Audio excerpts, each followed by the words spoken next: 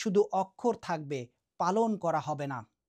তিনি আরও বলেছেন, মসজিদগুলো মানুষে ভরে যাবে, কিন্তু সেগুলো হেদায়েত শূন্য থাকবে। নবী করিম সাল্লাল্লাহু আলাইহি ওয়াসাল্লাম এমনও বলেছেন যে সে সময় আকাশের নিচে সবচেয়ে নিকৃষ্টতম জীব হবে আলেম সম্প্রদায়, আর তাদের মধ্য থেকে ফিতনা ফাসাদ সৃষ্টি হবে এবং তাদের মাঝেই ফিরে যাবে।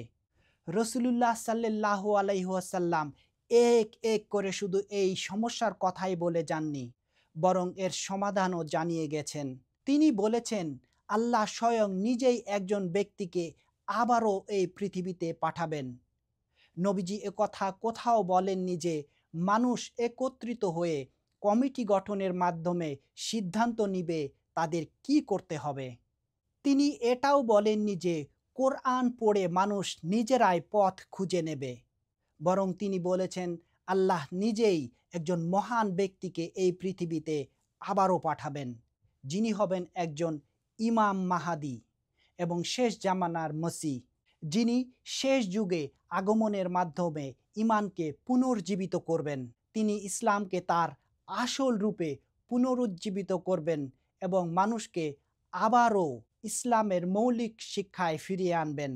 সেই ভবিষ্যৎবাণীরই বাস্তবায়ন হয়ে হজরত মির্জা গোলাম আহমদ আলাইহিসসালাম 1835 সালে জন্মগ্রহণ করেন, আর তিনি 1889 সালে আল্লাহর পক্ষ থেকে বর্তমান জামানার সেই প্রতিশ্রুত মসিহ ও মাহাদি হিসেবে আবির্ভূত হন।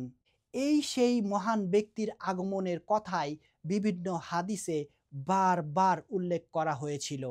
তিনি ইমানের পুনর্জাগরণের সেই দায়িত্ব পালন করেন এবং আমরা আহমদী মুসলমানরা তাকে আল্লাহর প্রতিশ্রুত সেই ব্যক্তি বলেই বিশ্বাস করি।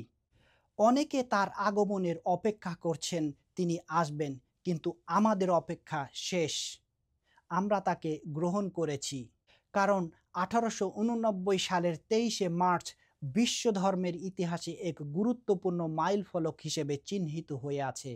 এই দিনে বিভিন্ন ধর্মে প্রতীক্ষিত সংস্কারক, পথ প্রদর্শক, ত্রাণকর্তা এবং প্রতিশ্রুত মসির আগমনের অবসান ঘটে। বিস্তারিত জানতে এখনই ভিজিট করুন www.ahmadiabangla.org।